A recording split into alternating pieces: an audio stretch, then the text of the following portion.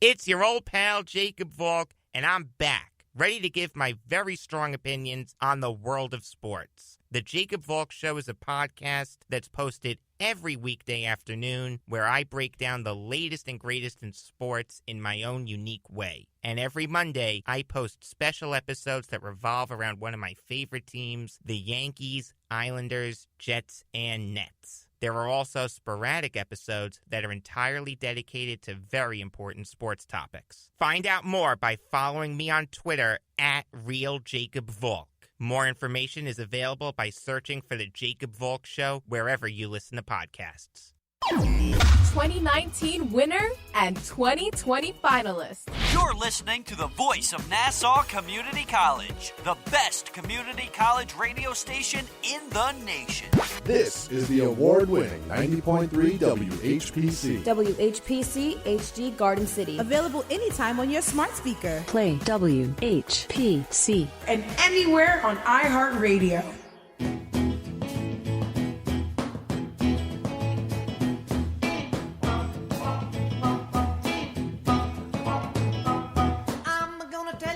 Gonna be.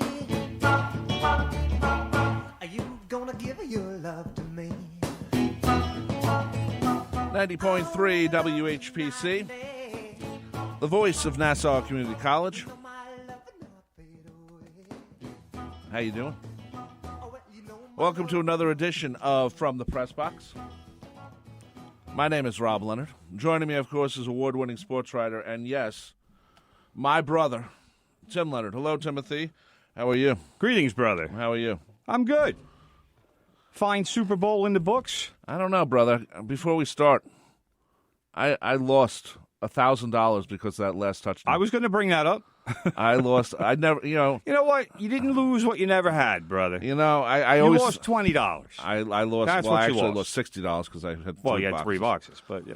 No, but I'm reminded. But let's point this out. Yes. Nothing illegal was happening. Nothing, of course not. It was a game of matches. Actually, it wasn't dollars. It was matches. My thing is, though, brother, that I'm reminded of the Odd Couple episode where Oscar has the jockey who feeds him inside information. Yes. And Felix Felix goes crazy. Little Louis or something? No, I got a Harry. Oh, all right. And Harry, like the guy who fixes our cars. Yeah, and so he's giving inside information to Oscar, and Felix is going crazy because he's eating all the great restaurants now, and what happens? They get an inside tip that Harry's not sure about, but Oscar's like, okay, well maybe, and Felix like, no, we got to do it all, we got to bet it all, and so they lose by a nose. Yes. And what does Oscar say at the end? That's why they call it gambling. That's right. And then Felix Craig goes like, the nose thing. And that's why yes, he holds his fingers the length of a nose apart from each other. Of a horse. And so that's the way I look at yesterday, where I could have won 1,000, matches, so to speak. Matches, yes. And I didn't even know, but our friend Marie, who went crazy, and we're actually going to check out my Facebook page and help the video go viral. Yeah, we're gonna actually. I think we'll play the audio too, because she, if we can, I don't know, can we? She tells me with a minute 40 or something. Rob, you can win 1,000 matches if the score stays the same, and I'm like, you know the way I am with gambling. I don't want to know until I actually win. I don't want to know that I could win. I don't want to go through that. You're the only person I know that I've ever seen who went to Vegas, played. Remember when we went to Vegas when we drove to Dad's? Yeah. You played like. We went to the MGM Grand. You played like the slot machine. No. Three times or something. Oh yeah, I lost $90. No, you won money. Oh no, and then you stopped playing immediately. No, that was Palm Springs. That MGM Grand is when I lost $90. And I still hear about it to this day. And I was really angry that I lost 90. And what did Tim Leonard say? Tim Leonard said, "Did you have fun?" And I said, "Yeah, I had fun, but I lost $90." No, that's the cost. That's the cost of being there. I know. You. But I didn't get any free drinks. I wound up playing poker that night for 4 hours. I know. And I wound up losing on the last hand. I had a straight, and somebody beat me on the river with a flush, and didn't even know it because all she was doing was yapping with this guy. Yep. So 4 hours. Yeah, I'm sitting at the table. I lost $40. Hey, you know what? For entertainment's sake, I lost my money right away, and I was upset. For entertainment's sake, $40 for 4 hours is a good deal. The thing with Dad's place when we were in Palm Springs, there's a lot of, for those who don't know, a lot of Indian casinos there, or that's what they call it. Palm Springs. And so we were at one of them, and I won $36 on my first slot machine thing. And that was it. You were done. And I wanted to leave. And Timmy's trying to get on Texas Hold'em. You were like, I'm out of here. I'm up. I was the first time I've ever been my up. Pocket. And so I'm waiting for Timmy to do Texas Hold'em, which he never did. It was so along the lines. Yeah, it was crazy. But I ended up losing $16. So I won $19. So, I was upset. It frightens me that you just remember the details of all of this. I'm good with the details. But anyway, yesterday's game was a weird game. The 49ers played well, but I think the middle of the game was maybe a little dull. But at the same time, the Kansas City Chiefs do what they do best. They come back and at the end and they won. The game first of all, it wasn't what I think a lot of people thought it was going to be. And I think first of all, let's point out, brother, because it's like the old cliche says, offense wins championships. I thought it was defense. Well, they didn't yesterday. So. No, it didn't.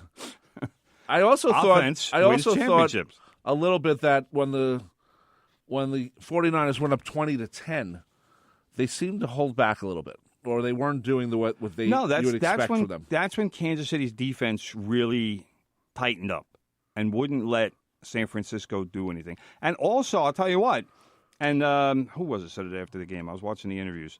The Honey Badger, whatever his name is, he said it after the game. He said that's when San Francisco started passing the ball more. And as he said, we were real happy about that. Yeah, well, because the running game was working for the 49ers. I don't know why they got away from it.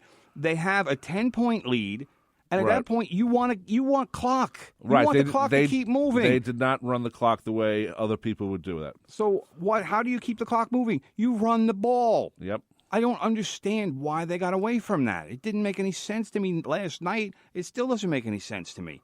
You want the clock to run. And the 49ers, for whatever reason, started throwing the ball. Jimmy Garoppolo, who'd been spectacular for most of the game, and I don't mean that in a big play kind of way, but at one point he was something like 18 for 21 or what. I mean, he was very accurate. A lot of his passes were going for anywhere from 7 to 12 or so yards, so he was being very efficient. He was either getting first downs or putting the 49ers in a position where there was 2nd and 2 or 3rd and 1. So they were in a lot of good, positions with the ball. Well, you also said something interesting, brother. You said that Garoppolo was very Sims-like. Yeah, well, Phil Sims in I forget which number Super Bowl it was, but famously was 22 for 25, set a Super Bowl record back then, 88% completion rate. He was outstanding. Or actually, it might have even been 23 for 25. Look that up, brother. Look, just type in Phil Sims Super Bowl. But it was spectacular in that game. Could do no wrong. And that was why the Giants won that game, beat the Broncos. So that was how it looked like it was going for Garoppolo. It was too easy. He was getting easy completions. He was finding the open man, hitting him. And like I said, the 49ers were gaining anywhere from 7 to 12 yards, pretty much every pass he threw. Sims was in Super Bowl 21, where the Giants won. XXI, 39-20 over the Broncos. Yes. So I'm looking for the run. It's got to be easy to find, brother. Come on. 22 for 25. 22. I was correct. Why do I question myself? I don't know. 88%. So at that point, that was a Super Bowl record. And people were astounded by that. 88% completion rate. It was unheard of back then. Nowadays, 70% is for a good quarterback, 70% is actually pretty regular. But Garoppolo they were using the pass off the run. They were running the ball effectively with Mostert and Tevin Campbell. I don't understand why they got away from it. And they had a 20-10 lead. The defense was playing well. They weren't playing great, but you're not going to play great against the Kansas City offense because the Kansas City offense is that good. So you can't go into the games and, well, we're going to shut these guys down because nobody shuts them down. They have too many weapons. But if you can limit what they do, and you can score enough points, that's how you beat them. No, I agree. So I just it was very strange because it like I said, I thought not that they gave up. I think they just felt that they were going to win the game, and they just pulled back a little bit. You're right. They should have done more ground game stuff, especially at that point of the game. And then the clock needs to run. Yeah, plain and simple. The clock needs to run. And I don't know who made that decision or why they did it, but it just didn't make any kind of sense to me. Is it a critical mistake? Probably not, because maybe you want to try and switch things up and catch them off balance. Catch the Chiefs' defense off balance, because the Chiefs' defense isn't a great defense, but they tightened up when they had to, yeah. and when they needed to get the ball back in the fourth quarter with what it was 6 minutes left to go or whatever it was, they got it back. And they shut down the 49ers for 3 plays, which was what they needed to do. Got the ball back. And I'll tell you what, when you need a touchdown and you got Patrick Mahomes calling signals, you're probably going to get a touchdown. He was running all over the place, man. He had to. He wasn't Fran Tarkington, but, man, he was all over the place. This is not to pat myself on the back, brother. You know I don't like to do that.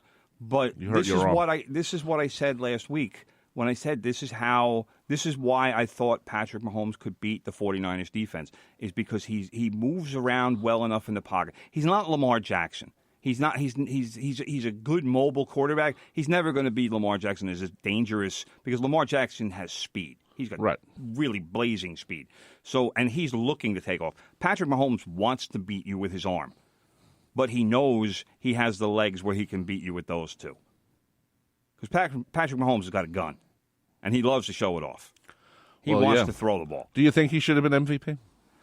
I mean, it's sort of the default MVP, because there wasn't any standouts besides him, but he didn't have like a super great game. He didn't have a great game.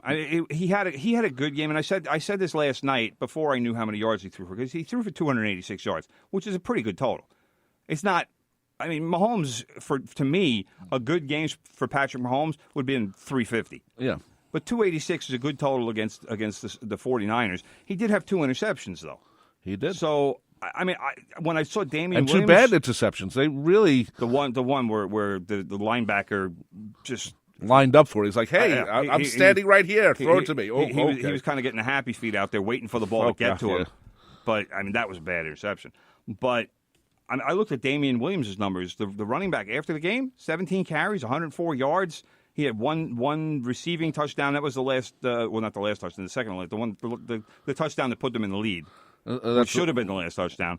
And then he had the touchdown after the one that cost you all the money. Yeah, he also had that. I mean, in theory, he could have just fallen down on that run and killed the clock, and then this way they would have held the ball. But you know what? In that situation, if you have the chance to, instead of being ahead by 4, and you don't want to, I mean, who knows what kind of idiotic thing can happen. You always go for the touchdown. Look at Joe Pisarcik and the Philly fumble. Yep. Crazy stuff can happen. So if you can go up by more than a score, more than a touchdown, you do it. I agree. So from that aspect, I understand why he did it, and good for him. But I mean, he certainly could have been the MVP. Well, that's when as we get closer and closer to legalized gambling on all sports in all 50 states, and that's the type of thing, though. Let's say he was strutting down the field and he tripped, or he decides, okay, I'm going to kneel at the 1 yard line to rub it in their face or something. It becomes something else where, where things can be thought of differently than just being stupid. Because there's a game thing going on or bet going on. As long as you want to get into that topic, brother, I'll give you one story from last night, and then we'll get back to the game. Okay. Patrick Mahomes, I forget the exact total, but Patrick Mahomes, I think for his own personal rushing yardage, I want to say it was like 44.5, or maybe it was 39.5. But the last 3 plays of the game, Patrick Mahomes took a knee. That's a negative rush. And from what really? From what the story I read, I didn't realize that. That's a negative rush. So from what the story I read last night was, they said it was -5 per knee. Now, that's a lot. Usually a quarterback will just take a snap knee. Remember, he ran backwards one of them. Well, yeah, but so it wound up on that last series when they were taking a knee. And another thing was that the 49ers were actually kind of rushing. They were trying, like they didn't want to just say, all right, we're giving up because it's a Super Bowl. You can't. But usually guys will just say, all right, you like kind of go through the motions. But every knee was -5. So Mahomes wound up going. And apparently that prop bet, for whatever reason, was bet heavily. Oh, God. Vegas said that it was something like 75% of the prop bets in that game were about Mahomes rushing yards. Don't ask me why. That's a bizarre stat. But it wound up being a bad beat because Mahomes was over, and then after the 3 knees, he was under. And so someone knows how I feel. Most of the people, apparently like 3/4 of the action on that prop bet was on Mahomes and the over. Wow. So Vegas actually wound up winning a ton of money on that when they thought they were going to lose a ton of money. They always do. So, and actually one, I forget which gambling outfit it was. It wasn't a casino. It was one of the online ones. Apparently refunded people's bets. Really? Yeah, because I guess it was a goodwill gesture. I'm sure people were screaming at their televisions. Well, like Marie it's not was something. screaming. Yeah, well, our friend Marie was just screaming at the TV. Now, the Chiefs win for the first time in 50 years. 50 years. A lot of Hank Stram video yesterday, or film, of him on the sidelines. I don't think he was the first coach to be mic'd. He was one of them. Because there wasn't a lot of that. You're talking about one of the first couple of Super Bowls. Yeah, but Lombardi, I thought the game wasn't a big deal. I thought Lombardi was mic'd a couple of times. He might have been. I'm sure they probably asked him. You have to also remember the technology was still pretty new back then. Yeah. But it was nice to see Hank Stram getting some recognition and some of the other Chiefs guys. But the main thing, Andy Reid finally becomes a championship coach. Good for him. A Super Bowl winning coach. Good for him. Now he could be known as a Super Bowl winning coach instead of just a coach who can't manage a clock. Well, you're right. He's had that problems over the year, and he still does. Yeah, but this time I think it was a better managed game. I think. The way they just realized, okay, we got 7 minutes left, 6 minutes left. Let's try to win this instead of, You always have to try to win. Yeah, but sometimes you do it wrong. You think you're going to do it one way and you screw up. So that touchdown around the pylon though. I still don't. I didn't think he was in when they showed it. Man. When they showed the replay from the extended sideline, I guess. Right, yeah.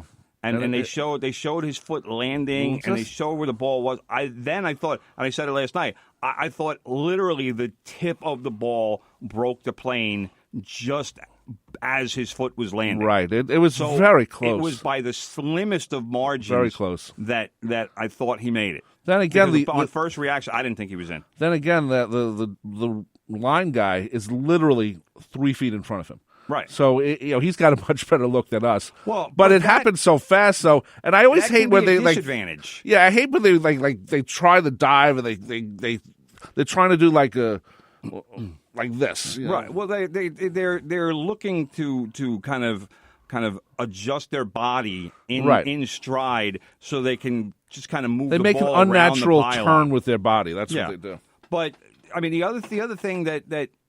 I don't think a lot of people realized at the time. If he didn't get in, then it was 4th and 1. So, and the Chiefs were losing by 3. Right, you have to kick the field goal there. I don't know if Andy Reid would have gone for it. He might have because they had gone for it on 4th and 1 twice before that. But remember, it was the Rob Leonard thought process. That's a risky move. Remember, it was 4th and 1, and they're within the 20 or right near the 20. And what does Rob Leonard say? Go for it. Go for it, babe. And they did.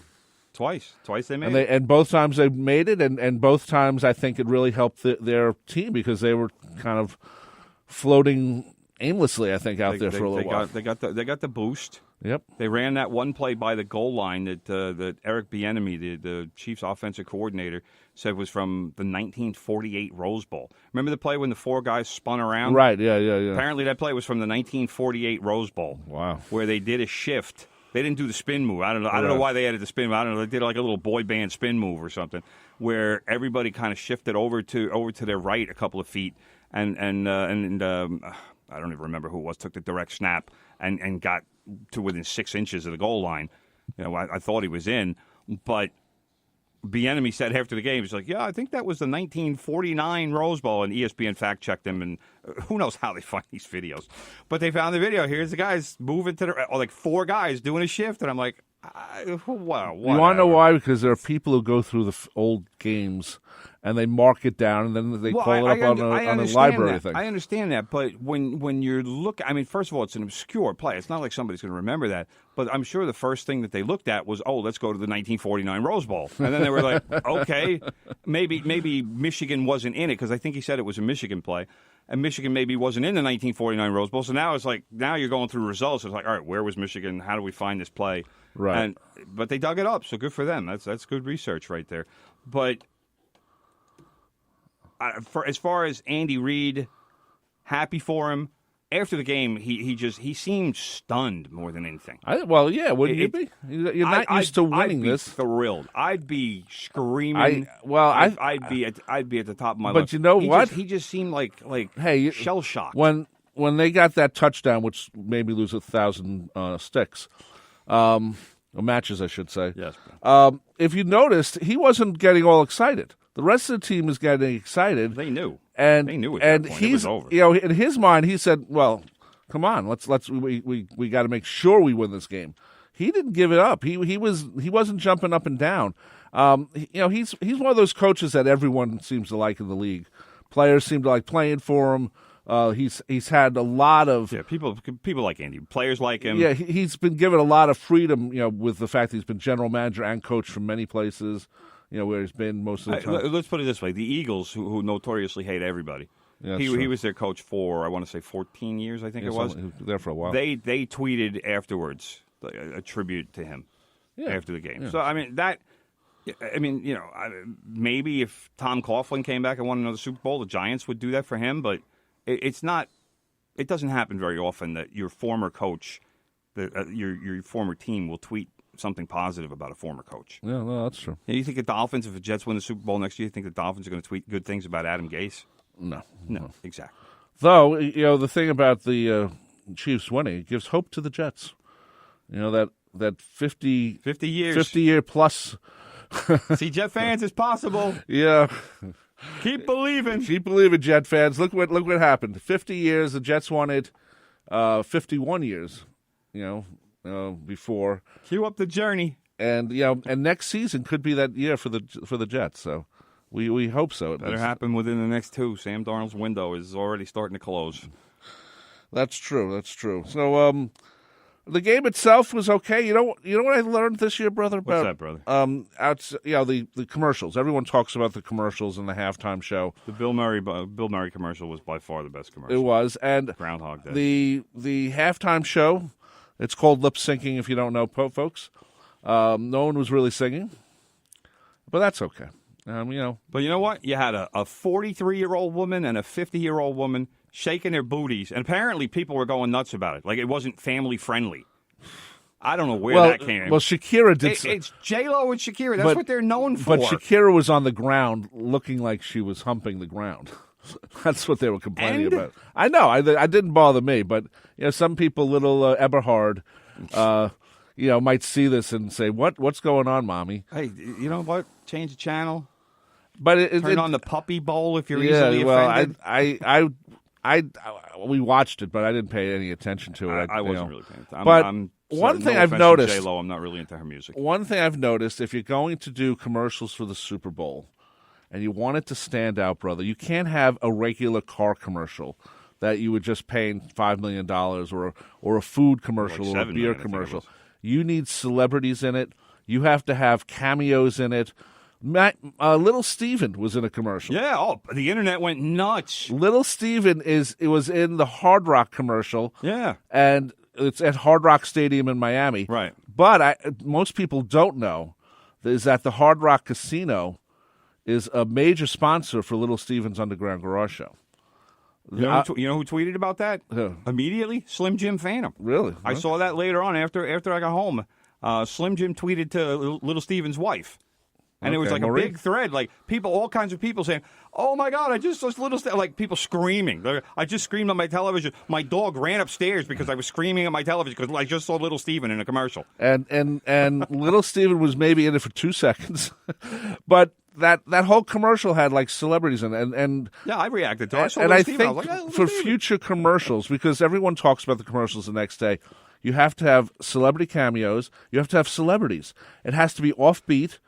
And it has to be something that you wouldn't see during the week, like there's got to be a special aspect. Yeah, and the last few years it hasn't been that way. As a matter of fact, a lot of the commercials were shown beforehand. You can see them online. The Bill Murray one wasn't shown online, which was very funny. I thought that was by far the best Brian Doyle Murray was in it. You always love seeing Brian Doyle. Bill Murray, as a brother thing. His brother work. Hey. Brian Doyle, he was brother. He was. Do I know who he was? He was Brian Doyle Murray. He was in Caddyshack. He's Lou. Yeah, of course. Of course. He also co-wrote the movie too. Of course. Not everyone knows that. Come on. Not everyone knows that. Ugh. Lou's been losing at the track. Well, I ain't paying 50 cents for no Coke. Yes, brother. check out the Facebook Live. Who's saying what over there on the Facebook Live? Our friend. We got a lot of people making comments. We got Joe Gorman saying hello. We have Amanda saying hello. Staros is saying hello from Key West, Florida. Amanda's a new name for me. Yeah. Good morning, gentlemen, from Key West, Florida. Wow. What's up, Key West? Key West a little warmer than it is here. And Dominic Arbolino joined in. Hello, Dominic. All right. So we got people listening. I'm going to point out, brother, that Patrick Mahomes is now the youngest player to win an NFL MVP award and a Super Bowl. Okay. Not to mention a Super Bowl MVP award. He is only 24 years old. Emmitt Smith did both when he was 25. Brett Favre was, before this, the youngest quarterback to do it at age 27. I will also remind Chicago Bears fans, you might not want to listen to this, but a reminder that the Chicago Bears drafted Mitchell Trubisky ahead of Patrick Mahomes a few years ago. It was pointed out on Twitter. I saw a friend of mine who pointed out that the Jets drafted Jamal Adams ahead of Patrick Mahomes. But at least Jamal Adams is a Pro Bowler. Yeah. So yeah. you can fault the Jets for a lot of things, and sure, you can fault them for not drafting a quarterback when they certainly could have used one, but Jamal Adams is a Pro Bowler. So it's tough. They didn't screw up the draft. But it's really tough to it's like saying, well, we should have picked Michael Jordan first instead of. Well, yeah. I mean, look, you can say now that teams made a mistake because Patrick Mahomes has evolved into this great quarterback, but obviously he was, I think, the 10th pick in the draft.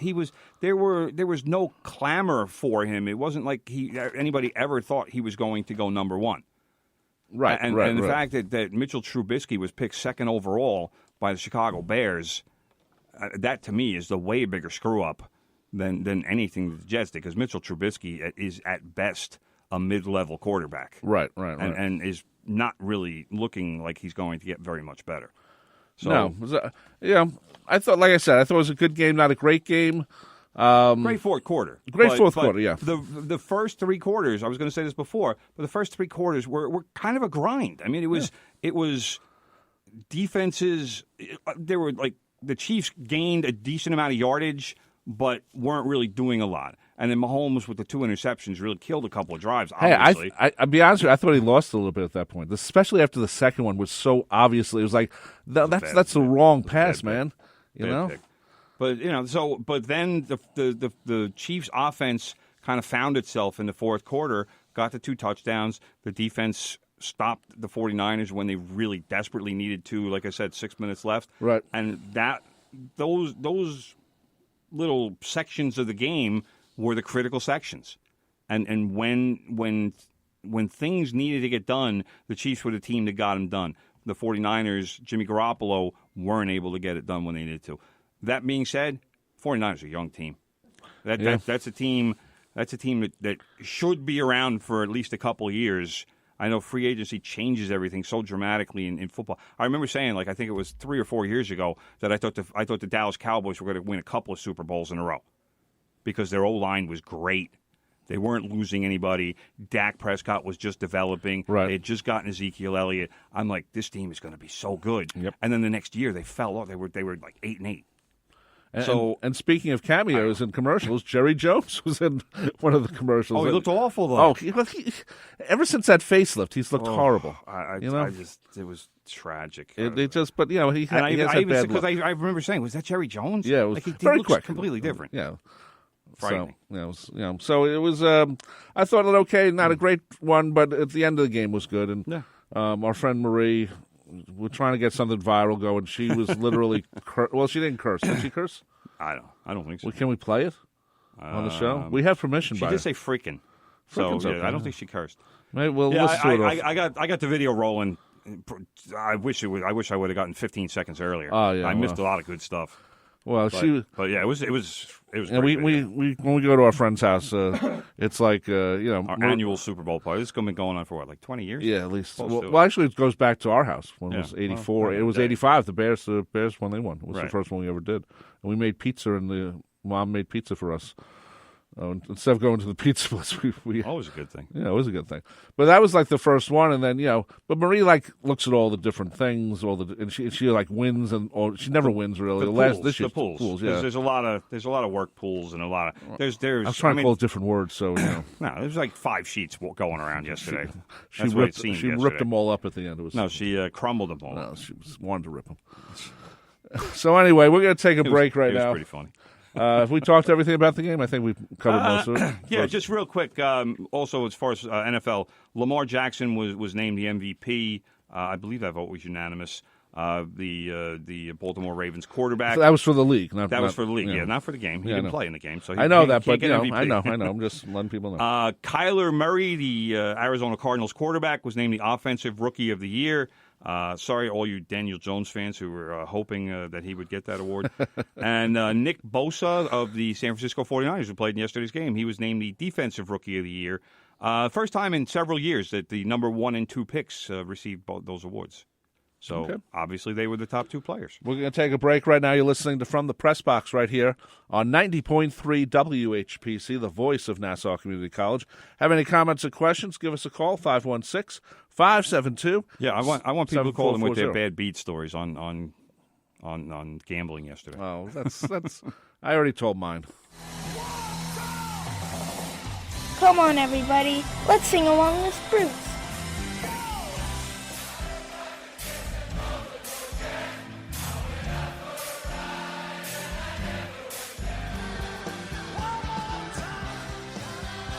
Join me, Kim Tracy, for the music of Bruce Springsteen and the E Street Band on Thunder Road, Sundays at 1 p.m. on the voice of Nassau Community College 90.3 WHPC and on the iHeartRadio app.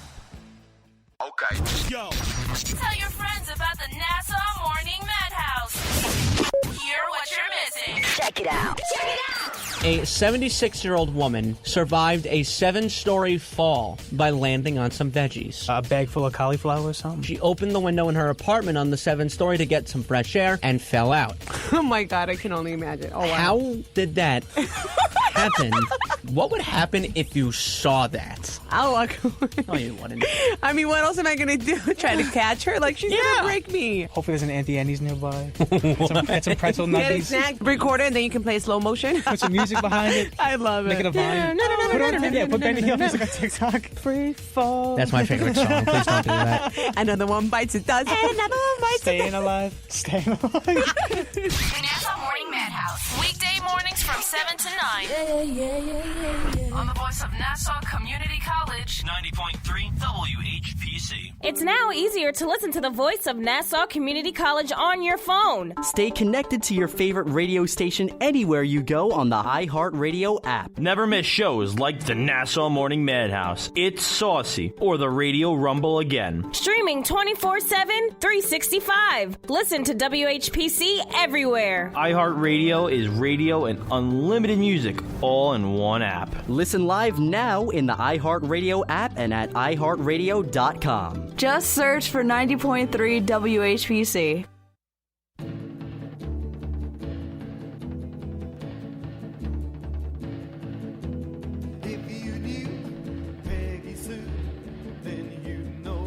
I feel blue without Peggy, my Peggy Sue. Oh, well, I love you, Kelly, I love you, Peggy Sue. 90.3 WHPC, the voice of Nassau Community College.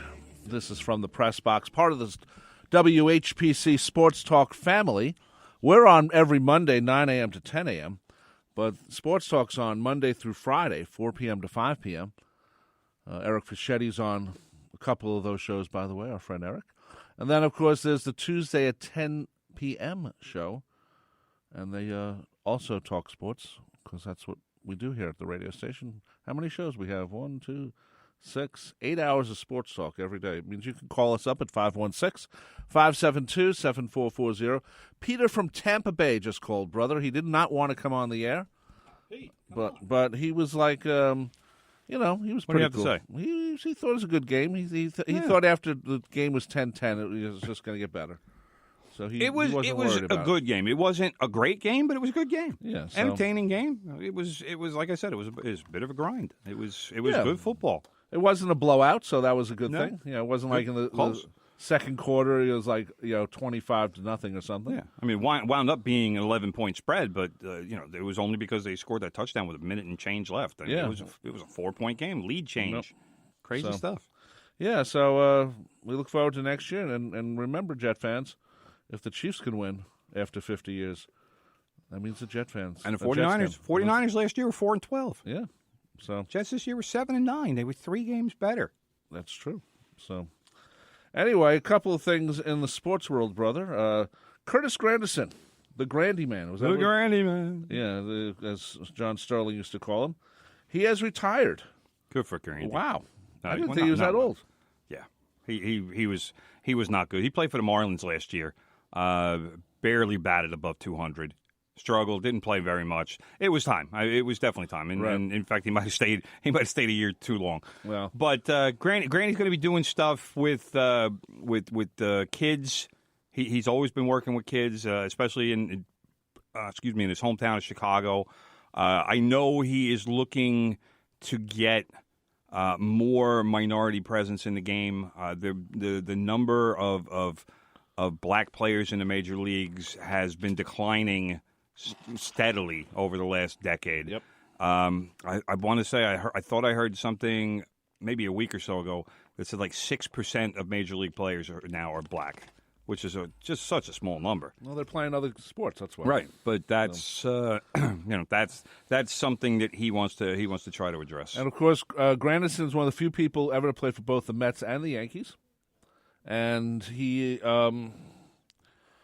he's loved by both fans groups. Actually, he's one of the few players that you can. If you ask a Met fan about Curtis Granderson, they'll probably say, "Yeah, he's a good player for us." We liked him. He was better for the Yankees, and he signed a big contract for the Mets. And to me, didn't quite live up to the money that he got from the Mets. No. But I'll tell you what. But he wasn't a jerk. No, he was a great guy. Great teammate, great clubhouse guy. Just a real true professional. I mean, a young player. If you had a young player when Curtis Granderson was on your team, that's the guy you point to, and you say, "Look, if you want to be a major league player, watch what he does every day, and do the same thing." That's the kind of guy Curtis Granderson was. He was never going to do something that would embarrass a team, and he was always going to be the guy who gives the effort and shows people what it's like to be a major leaguer. Now, that said, I will tell you. 41 home runs for the Yankees in 2011, 43 in 2012. Those were the only 2 seasons in his career. He also had 100 RBIs plus. He signed the 4-year, I want to say it was 4 years and $56 million. I think it was $14 million a year. With the Mets as a free agent. 2015, I guess, was his best season as a Met. He batted .259, 26 home runs and 70 RBIs.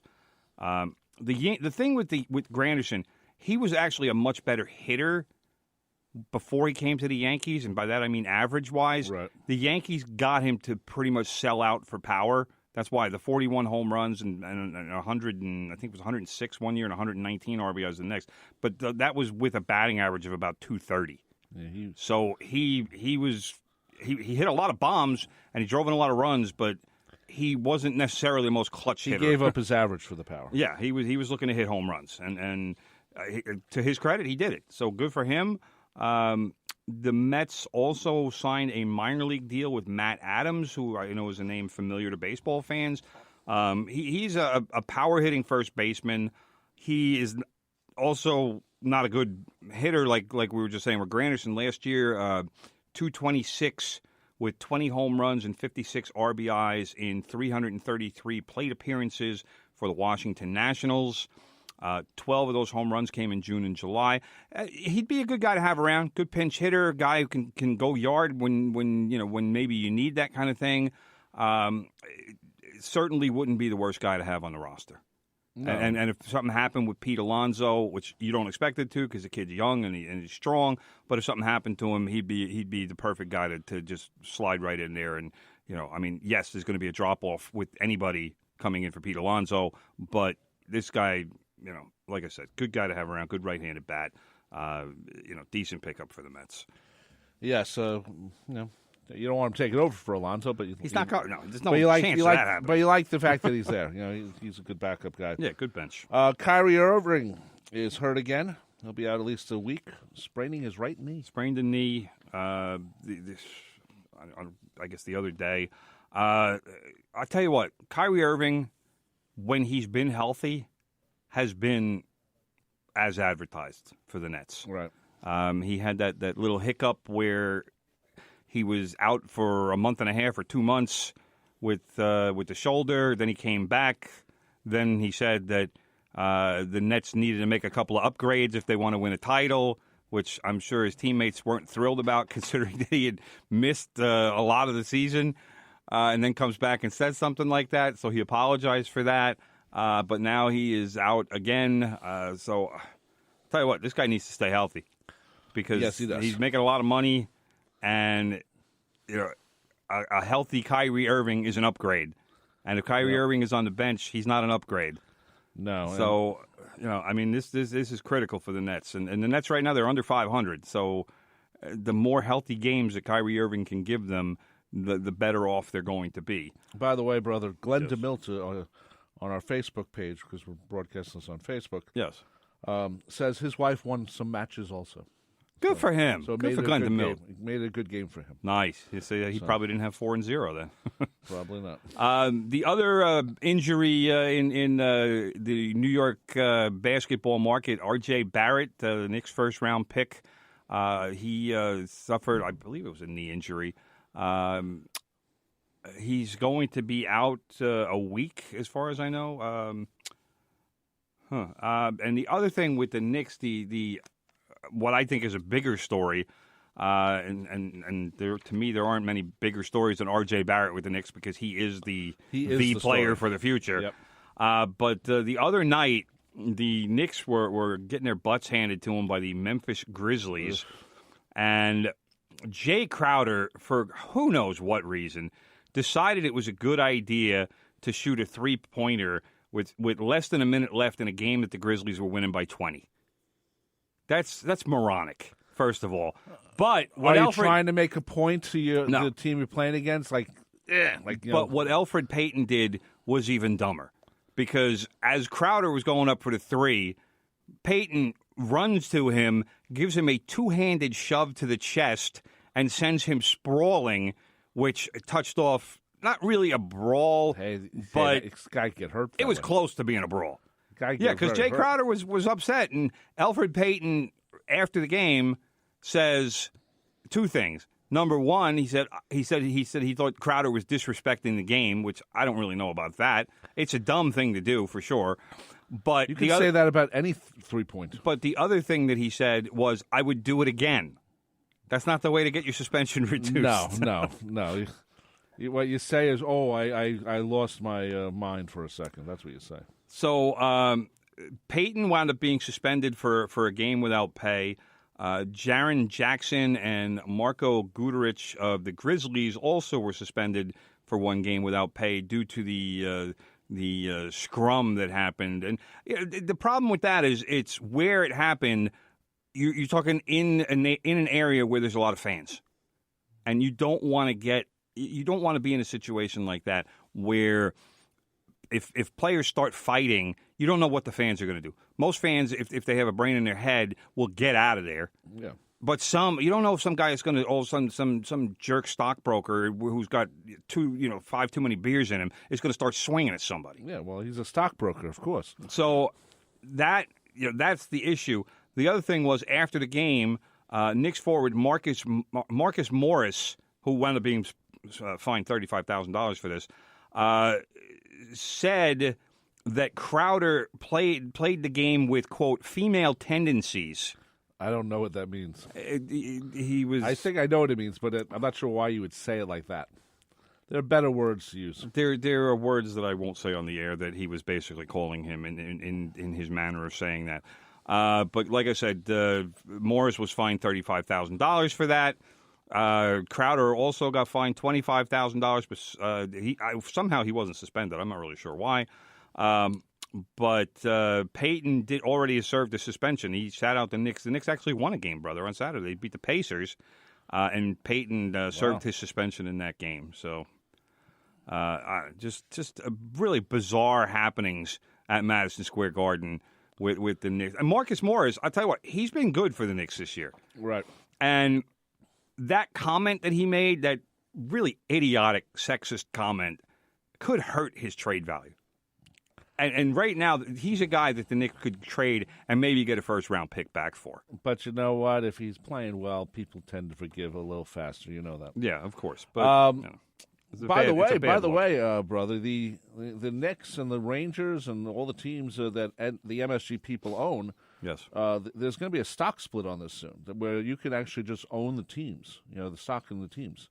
Just, because I always talk about... You do love talking about this stuff. Well, I own stock in MSG, and I'm not going to lie and say otherwise, but so I'm a little more on top of it than other people. But everyone always says, we complain about the Knicks, Well, buy some stock, go to the stockholders' meetings, and start complaining. I mean, that would be a fun thing. It'd be a fun thing. It's not going to do anything. No, but, it would be a fun thing. It gets you in the room. It gets you in the room. That's right. Anyway, brother, today is February 3rd. By the way, brother, the reason I'm playing Buddy Holly... Yeah, what's that? Because it was should be playing Kansas City. Here I come. 61 years ago today, that Buddy Holly and the Big Bopper and how would Richie I know Valens that? died. You should know that. 61 years ago. Yeah. They were that horrible plane crash. You got to let people know when you do something like that. You should know this. No, people don't know this. It's February 3rd, the day the music died. Yeah, good. Okay. The day the music. Again, yeah. And how old is that song? That's 1972. Yeah, that's my point. You're making all my points for me here, brother. Oh, and you're Mr. Young person still. Yes. Anyway, today's February 3rd. February 24th is the NHL trade deadline. 3 weeks from today. And Lou Lamoriello, he's going to make a trade where the Islanders pick up a Butch Goring type to bring this team to the next. I hate when you hate when I say the next level, but. The Islanders really need to move up. No, I hate when you say step up. Or step up. Next level is fine. Whatever. Lamoriello's got to get someone going in the sense of a trade to get another offensive sharpshooter. I know Lou likes to listen to the show. Lou loves us. And I'm gonna talk to Lou directly. Lou, we need a scorer. We need a scorer. Go get us a scorer. He's over at Eisenhower Park right now at the practice facility. Get us a scorer, Lou. Last year, the Islanders needed to make a move at the deadline, and Lou stood pat. And this year, I hope that he learns from the error of his ways of last season and gets the Islanders. Because defense will not be a problem for Barry Trotz's team. But right now, the Islanders are basically a two-line team. Yeah, and you're not going to win in the playoffs with two lines. And the last month has not been... It's been mediocre. There's no other way around it. They started the season very good, and then it's sort of... They had a 17-game unbeaten streak, I should say, where they were one of the best teams in the league in the November, December area. And now, for the last month, it's been... You don't know what you're getting. Nope. And there's been some really poor defensive performances, but the thing that has been consistent is that the offense doesn't really produce. There's been a couple of games where they have, but it's been 2 goals, maybe 3. Yep. And the Islanders, for the most part, if they can get 3 or 4 goals, they're going to win. Well, the Islanders are in 4th place. I know. They used to be in 2nd place. I know. They're fourth place. Blue Jackets in third. Penguins in second. And how many points? The Blue Jackets are ahead of them by what? A point? Point. Yeah. Islanders have 64. Blue Jackets 65. Penguins 71. Yeah. Capitals 75. And, last week, or was it 2 weeks ago, when the Islanders lost to the Capitals, they were winning 4-1, and they lost 6-4. 2 weeks ago. 2 weeks ago. Yeah. 5 goals in the third period. You can't lose like that to the Capitals, especially to the Capitals. Well, we said this a couple weeks ago. That's the team that they're chasing, and that's the team that, when especially when you have a 4-2 lead, you need to shut that game down. Yep. And they wind up losing. In fact, it was 4-1 lead. They wind up losing that game 6-4. Yep. 5 goals in third period. Can't do that. Can't let that happen. I actually shut the game off for a while and then came back and I'm like, what just happened? Exactly.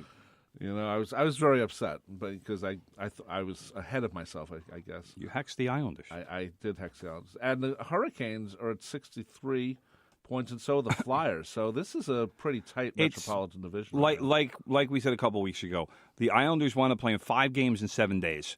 And that took all of their games in hand that they had, and the schedule maker just absolutely screwed them, because you're not going to win. You're not going to win 5 games in 7 days. It's physically impossible. Where you're playing game after game after game, and now we said it 2 weeks ago. Now they're in a battle, and that battle right now is for third place, because the Penguins now Sidney Crosby's back, and the Penguins are playing so much better. And the Capitals, as far as I'm concerned, are the best team in the league. So the Metropolitan Division is loaded. Yeah. So the Islanders at this point right now, and this is why I'm telling Lou Lamoriello, Lou, we need a player, and you got to do something to get us a player, because they need more offense, and they're going to need somebody to score goals.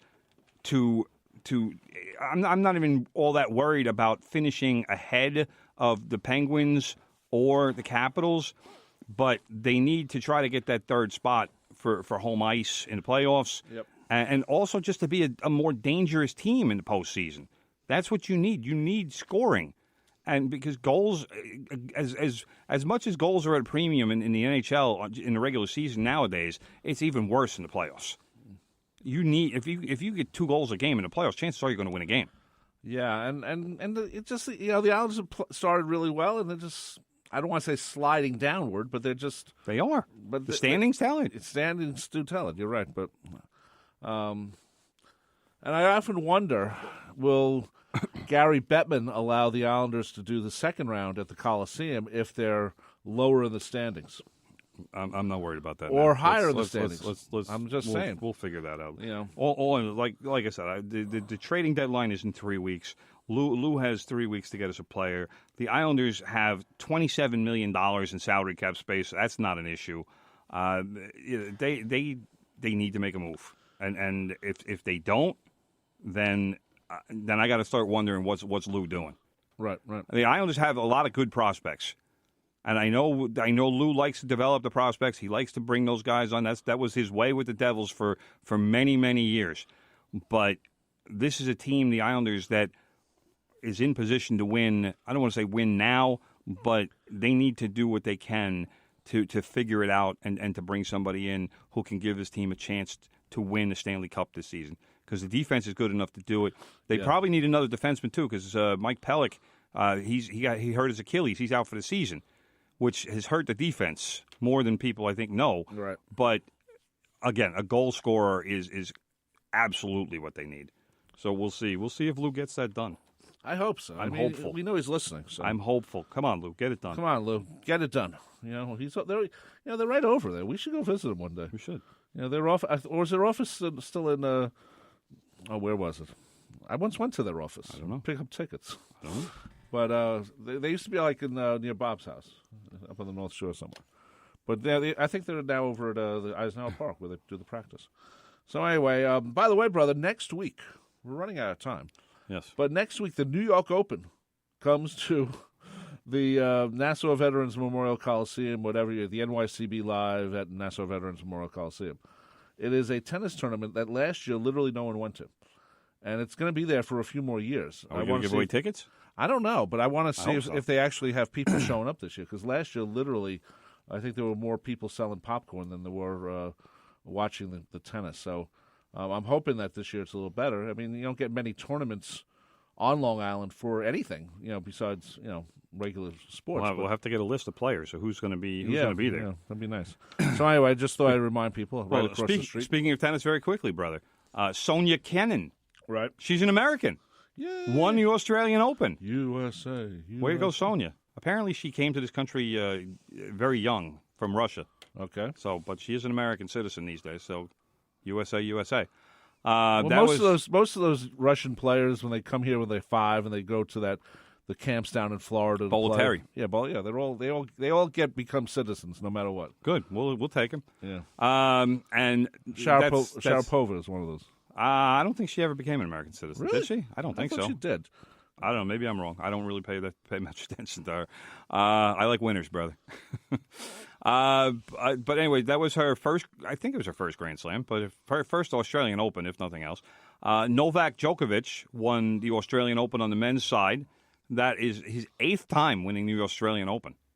That's pretty impressive. The tournament was early on, and I don't know what happened later, but early on, they were having a lot of problems because of the fires in Australia. Right. Players were having a lot of trouble breathing because there was smoke in the air. I thought they might have to cancel it because how do you have players playing if they can't breathe? It's all that smoke; it doesn't go anywhere. Exactly. So, I don't know if they were giving the players oxygen after matches or whatever, but it was a very real issue, and good for them. They got it done. Last thing I want to talk about. By the way, brother, did you see? Did you see our wonderful president? He congratulated the state of Kansas. He's such an idiot. For the Kansas City Chiefs. I know we try not to be political on the show, but Donald Trump in a tweet said that the Chiefs did the state of Kansas proud. That's right. And then eventually he deleted the tweet and later corrected it, but there are screen grabs all over Twitter. So if you have Twitter and you're doubting what I'm saying, just go check Twitter. Yeah, I was very proud of that. And never doubt anything I say. His geography was perfect. Just tragic. By the way, here it says here that Maria Sharapova is still a Russian national. There you go. She will not give up her citizenship, even though she's been here since she was 7 years old. So, but she's got money, so she can stay. Yeah, she can stay. Big Ed likes money. Love it. Big Ed likes Maria Sharapova too. He does. Anyway, brother, I just got to remind people: Beatles songs every Friday at 8 p.m. Hosted by NCC alumnus Rob Leonard. You're plugging your own show? Beatles Songs takes an encompassing look at the Beatles, featuring their music together and apart, as well as cover songs, and songs the Beatles covered, as well as songs the Beatles either guest on and or produce. That's Beatles Songs every Friday at 8 p.m. right here on 90.3 WHPC. Who's the host of that show? Rob Leonard. I don't know that guy. Yes, you do. I'm your brother. It's me. What's funny is you read your own promo. Well, what am I supposed to do? I'm sorry. Ad-lib it. It says here, right here. Yeah, ad-lib it. Why ad-lib it? All right, bro. I got a minute left, so I'm going to talk about the big, huge, massive win for Tottenham yesterday. They defeated Manchester City 2-0. The reason I am excited, brother, is because this was the first match, the first unexpected, what I call an unexpected win for new manager, Tottenham manager Jose Mourinho. They finally won a game that I wasn't expecting them to win yesterday. But Spurs got a goal. New guy, Steven Bergwijn. Lovely, chest down to the volley, hammered the ball into the goal. Beautiful, loved it.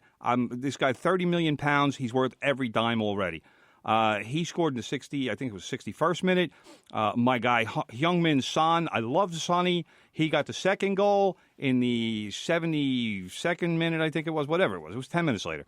And Manchester City, which is a strong team, second place, clean sheet. Thank you very much. Right. That also helps your guys over in Liverpool, which are now 22 points ahead of Manchester City, which is in second place. Wow. Liverpool's going to be clinching the title in a matter of weeks. It's going to be one of the earliest clinchings in Premier League history. That's how far ahead they are. Spurs are now 4 points out of fourth place behind Chelsea. Chelsea manager Frank Lampard was saying now that Chelsea is a long shot for the top four because they did not purchase any players in the January window. Stunning for Chelsea, actually, that they didn't buy. They love to buy. So, great news. All good results this weekend. Tottenham, like I said, moved up into 5th place from 8th in one day. Well, Big Ed loves when we talk soccer. Yes, he does. You know, he played soccer as a kid. Yes. Liverpool actually beat Southampton 4-0 over the weekend. Anyway, that just about does it from the press box. My name is Rob Leonard. Joining me, of course, is my brother Tim. Tim, say goodnight. Good night. And Big Ed's coming up next. Don't forget, next week, brother, pitchers and catchers. Pitchers and catchers. Because now the Super Bowl is over. It's baseball season. That's right. And don't forget, next week XFL starts. I know you're looking forward to that. Please don't say those 3 letters anymore. Anyway, Big Ed's coming up next with Good Gold. Keep it tuned here because, man, he plays a lot of great stuff. You won't even touch the dial. That's all the good stuff he's playing. Anyway, my name is Rob Leonard. Thank you, and we'll see you next time. Bye-bye. The views expressed on air are not necessarily those of WHPC, its management, or Nassau Community College. Responsible opposing viewpoints will be considered by emailing them to whpc@ncc.edu or by mail at WHPC 1 Education Drive, Garden City, New York 11530. Thanks for listening to the voice of Nassau Community College, 90.3 WHPC.